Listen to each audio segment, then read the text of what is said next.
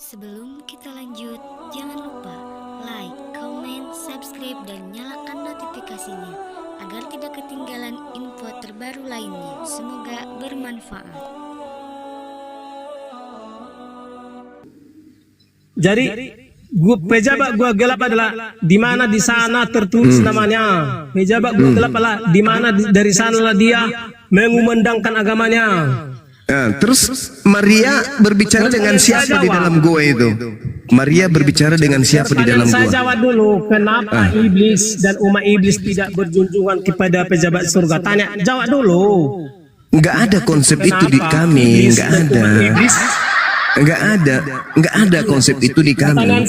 Konsep yang ada di antara kamu dengan saya adalah tadinya Azazel itu makhluk dalam kategori malaikat, kemudian ingkar kepada perintah Tuhan untuk menghormat kepada Adam, sehingga dia menggoda Adam kemudian jatuh, khilaf dia. Tapi bedanya kita, Adam bertobat, diterima tobatnya. Kalau ente, Anda mengatakan Adam dikutuk meskipun tak ada dalil. Nah sekarang yang kita bahas ini adalah, ya betul, manusia terbagi dua golongan, yang berjunjungan kepada pejabat surga atau berjunjungan kepada pejabat gua gelap. Pertanyaannya, baik. Apakah Allah pejabat surga? Oke, baik, saya ikuti irama Anda ya. Nah sekarang manusia terbagi dua kata Anda. Ada yang menjunjung Dua golongan, yang berjunjungan kepada pejabat surga dan berjunjungan kepada pejabat gua gelap. Oke, baik. Saya ilustrasikan yang kemudian memuliakan pencipta langit dan bumi dan yang menyembah yang iblis. Betul? Betul? Pejabat surga atau Ya, itu istilah Anda, saya nggak mau pakai itu. Saya pakai istilah saya sendiri. Sang yang maha mulia dan dengan yang sang yang maha kutuk. Iya, oke. Kita ikuti. Oke, mohon izin teman-teman. Oke. Pejabat yang Anda maksud yang di surga itu mulia nggak? Mulia nggak? Pejabat yang Anda maksud di surga itu mulia nggak? Karim, Gumasa, surga lah tempat para Tuhan. Ya, pejabat surga. Oke, pejabat yang Anda maksud di surga lah yang sangat-sangat mulia. Ya mulia. Oke. Terus pejabat yang ada di neraka? Semua pejabat surga pasti sosok-sosok yang sangat mulia. Iya mulia. Oke, mulia. Yang di surga mulia. Oke. Apakah Allah itu pejabat surga atau pejabat gua gelap? Yang mulia itu di surga. Apakah yang mulia itu di surga? Yang terkutuk di mana? Kena ginjalnya ini, teman-teman. Yang mulia di surga, yang terkutuk di mana? Ginjal kiri pindah ke tumit.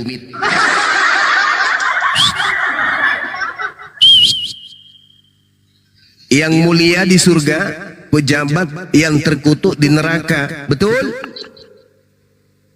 Betul. Nah, yang mati terkutuk di atas salib itu siapa?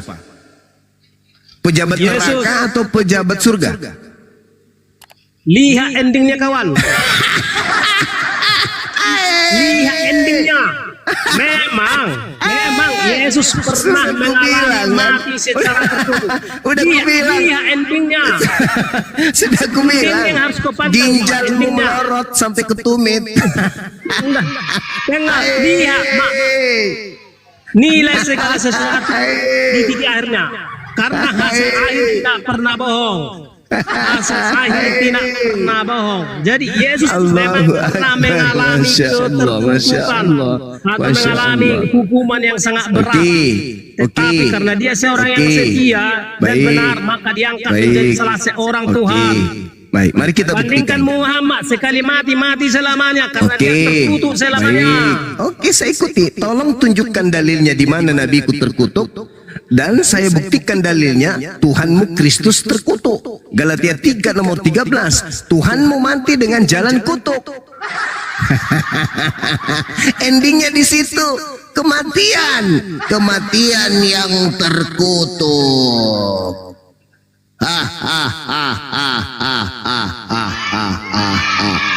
Masa terkutuk kutukannya sudah selesai karena Tak dia ada benar. cerita, tak ada cerita. Ya, Yang dikatakan lihatlah. kutuk itu sampai hari kiamat dan akan masuk ke dalam neraka. Itu dalil. Dalil. Kutuk artinya terhukum berat. Dalil. Kutuk Yang artinya namanya terhukum kutuk berat. itu tempatnya neraka. Betul? Dan Yesus pernah terkutuk selama 3 hari. Mantap Tapi sekali. yang benar dan setia, Mantap sekali. maka dia diangkat Oke, salah saudara-saudara seorang. sekalian, Sebab kita Nabi sudah Kudus, mendengarkan setiap Nabi bagaimana Kudus menjadi seorang Kristiani bernama Gumasa, ini adalah penyembah pejabat. Dia sudah mengakui Setiap bahwa Nabi Kudus, sembahannya pejabat neraka selama 3 hari. setiap Nabi Kudus menjadi malah adminnya ini pun Jantungnya kemudian yang melorot sampai ke kemana? Kemana? Ke lutut. Tadi ginjal sampai ke tumit. Allahu Akbar, Masya Allah. Jadi sembahanmu Anda sudah lakukan. Sembahanmu adalah sosok yang terkutuk kan? Kutuk itu semua tempatnya pejabat surga lah neraka. junjungan saya. Tapi yang Semua kutuk itu, pejabat surga lah junjungan saya. yang kutuk tadi, Iya, Allah yang terkutuk endingnya. tadi, yang terkutuk tadi, Jadi seseorang itu dinilai pada akhir hayatnya. Yang terkutuk Jadi tadi? akhir. Yesus pernah mengalami keterkutukan, tetapi karena dia seorang yang benar, ya, dan setia, dia Diulang lagi. diangkat menjadi seorang Tuhan. diulang lagi. Dia diangkat menjadi salah seorang Tuhan. Iya. Dengarkan itu saudara-saudara Kristen.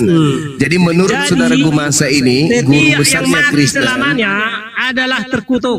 Setiap yang mati Jadi menurut guru besar Gumasa ini, guru besarnya Kristen, dia mengatakan bahwa Kristus itu adalah pejabat yang terkutuk untuk mati selama 3 hari agar dia bangkit menjadi Tuhannya orang Kristen. Yesus Tepuk pernah tangan untuk itu. mengalami Kita tepuk tangan, kita hargai itu, kita hargai. Ya, kita hargai. Dengarkan itu, saudara-saudara.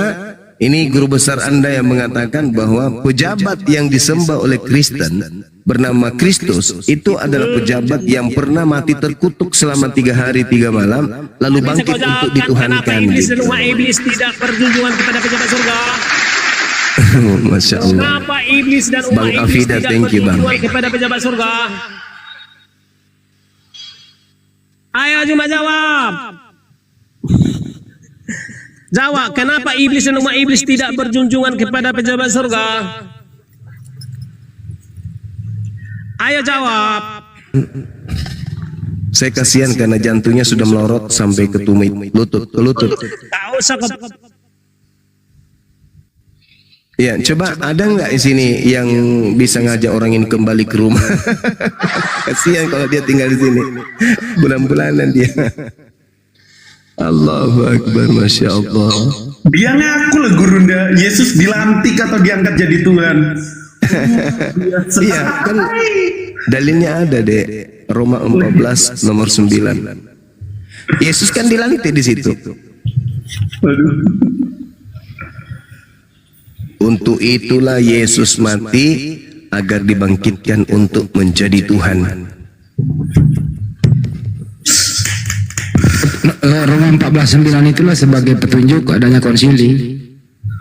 Iya.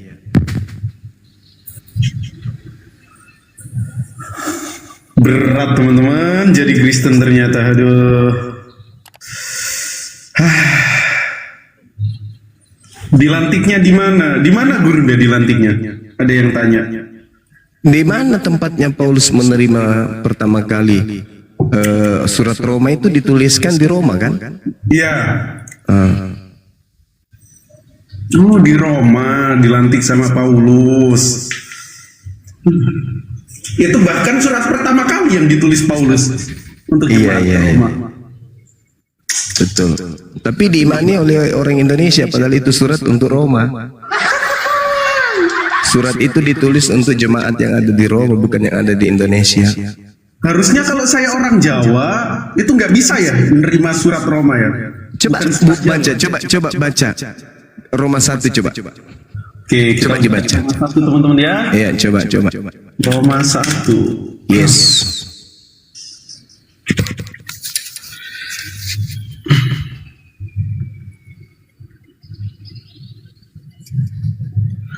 dari Paulus, hamba Kristus Yesus yang dipanggil menjadi rasul dan dikuduskan untuk memberitakan gospel Allah. Gospel itu telah dijanjikannya sebelum dengan perantara nabi-nabinya dalam biblos sucinya. Iya. Tentang anaknya yang menurut daging diperanakan dari keturunan Daud dan menurut roh kekudusannya dinyatakan bentar dulu, gue masak dari antara orang mati bahwa ia adalah anak Allah yang berkuasa, Yesus Kristus Tuhan kita. Dengan Coba nomor 7-nya. Nomor 7-nya langsung deh. Nomor 7 ya. Kepada kamu sekalian, yaitu tinggal di Roma yang dikasihi Allah. Gak bisa berarti untuk orang Jawa macam saya nih. Pindah ke Roma dulu, Cayu. Saudara-saudara, masolang generasi. Gue masa orang Roma wong apa ngomong apa di sana? Jawab dulu pertanyaan saya tadi. Jawab. Umat iblis tidak berjunjungan kepada pejabat surga. Nggak peduli aku. Yang pasti surat Paulus, surat Roma itu hanya untuk jemaat yang ada di Roma. Jadi antikristus. Menderita dia. Tadi jantungnya yang jatuh ke lutut, ginjal ke tumit. Sekarang biji yang pindah ke dahi. Apakah Muslim berjunjungan ke pejabat surga? Apakah Muslim berjunjungan ke pejabat pula tuh surat Paulus itu untuk hanya Roma, jemaat Roma tuh. Surat Roma nih catat. Kalau kita berbicara mengenai surat Roma itu dituliskan oleh Paulus untuk bangsa Roma. Ada di Galatia, di surat Roma 1 nomor 7. Kedua, Timotius. Karena menyembah pejabat gua gelap. Karena menyembah pejabat gua gelap dengan pejabat surga sama-samanya bentuknya. Kalau surat Timotius itu spesial diperuntukkan oleh Paulus untuk anak angkatnya bernama Timotius. Dia ini adalah seorang manusia Tuhan. Disebut di dalam 1 Timotius 6 nomor 11. Jadi anak angkatnya anak angkat Paulus ini, si Timotius ini, itu bergelar antroposteos. Artinya apa? Manusia Tuhan. 1 Timotius 6 nomor 11. Nah, itu yang kedua. Yang ketiga, mencatat bahwa Sang Maha yang ketiga. Allah. Jadi kalau ada orang mengaku memakai Timotius itu surat khusus untuk anak angkat bernama Timotius. Roma untuk jemaat yang ada di Roma. Yang ketiga, Tesalonika. Nah, kalau Tesalonika ini itu kemudian diperuntukkan kepada orang Tesalonika, kota di Yunani Utara. Jadi lagi-lagi bukan orang yang ada di Indonesia. Kemudian Efesus yang keempat. Kau framing karena otakmu kan antikristus. Jadi surat Efesus ini dituliskan oleh Paulus untuk jemaat-jemaat yang ada di Efesus, penyembah dewa Yunani yaitu dewa Artemis. Itu pelajaran sekolah minggu ya. Tapi dirahasiakan, harusnya di sekolah minggu sudah diajarkan. Nggak boleh menjelaskan Bible. Kemudian surat Titus. Nah, kalau Titus ini itu ditulis oleh Paulus untuk seorang anak yang bernama Titus di mana? Di Antioquia, Turki. Bukan untuk orang Indonesia. Belajarlah kawan. Masalah nggak urusan. Belajarlah kawan. Nah, selanjutnya Filemon. Uji gini, apakah kau berjunjungan kepada pejabat gelap atau pejabat surga? Itu untuk siapa? Itu untuk orang yang bernama Filemon. Jadi ada beberapa orang yang kemudian dituliskan surat ini oleh Paulus. Yang pertama, siapa lagi? Arkipus yang pertama. Terus yang kedua itu adalah boleh menjelaskan Bible karena Apia. Kemudian yang ketiga Filemon. Jadi surat Filemon ini khusus dituliskan untuk 3 orang saja, orang yang ada di Kolose, wilayah Efesus. Jadi surat Filemon itu ditujukan kepada Apia, ditujukan kepada Arkipus, ditujukan kepada Filemon yang tinggal di Efesus. Tiga orang inilah kemudian yang tinggal di Kolose yang dituliskan kepada mereka oleh Paulus surat Filemon. Jadi Filemon itu bukan untuk orang Indonesia. Lalu kemudian mana lagi? Surat apa lagi? Filemon, Tesalonika, Galatia. Galatia ini itu ditulis untuk orang yang ada di Galatia, yang ada di Antarika, Turki. Gitu, bukan orang Indonesia.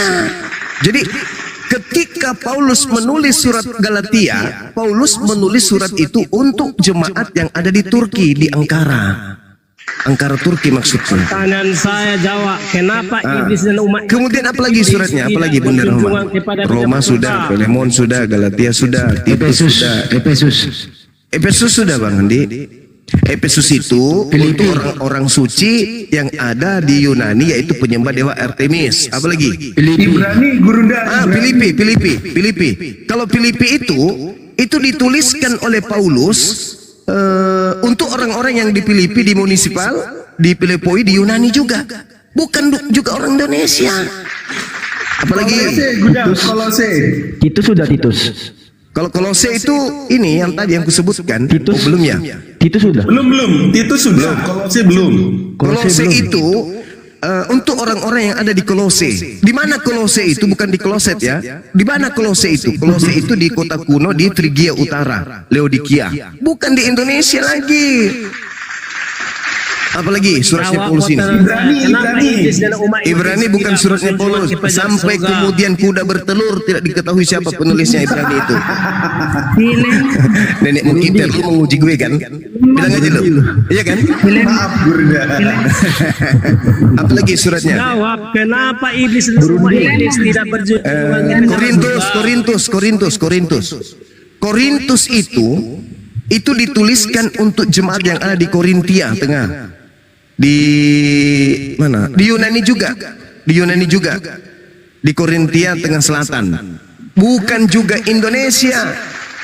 Jadi tidak ada surat Paulus itu ditulis untuk untuk orang Indonesia, nggak ada. Bisa dijawab kenapa iblis dan umat iblis tidak Roma tadi sudah. Kalau Roma itu untuk bangsa Roma, tertulis di Roma 1 nomor 7 tadi Adinda Goldian sudah baca gitu.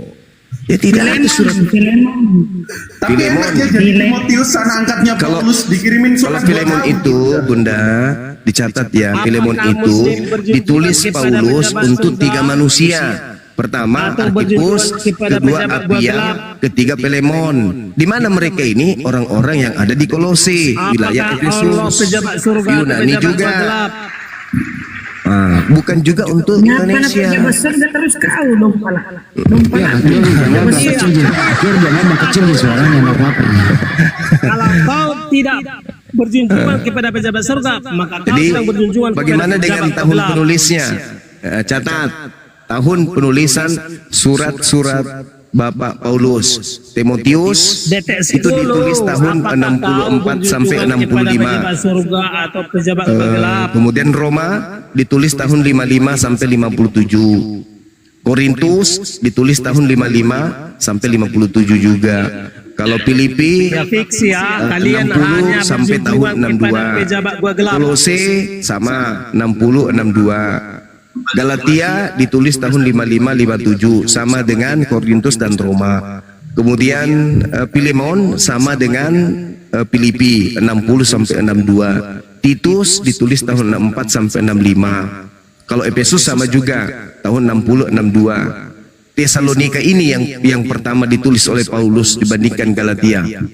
Galatia tahun 55, tapi kalau Tesalonika ditulis tahun 50. Jadi tahun 50 dan Galatia ketika dia mengaku bertemu sosok yang mengaku Yesus itu tahun 52 Cak Ayu. Tidak ada Yesus datang di tahun 50-an, tidak ada.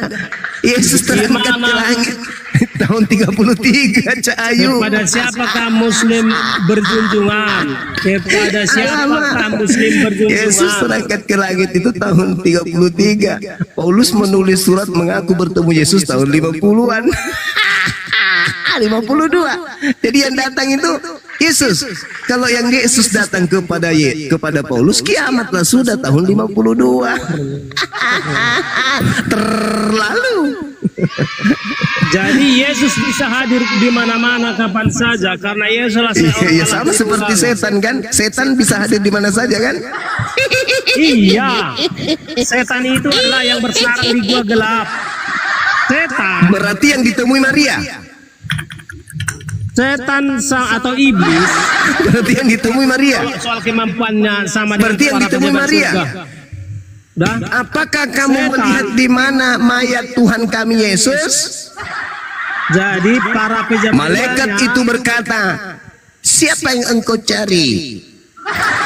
Aku mencari mayat Tuhanku. Itu siapa? Katamu malaikat masuk ke goa. Itu siapa itu yang ditemui Maria? Jadi yang menjawab itu adalah manusia Yesus yang telah bangkit. Gue masak. Jadi pejabat surga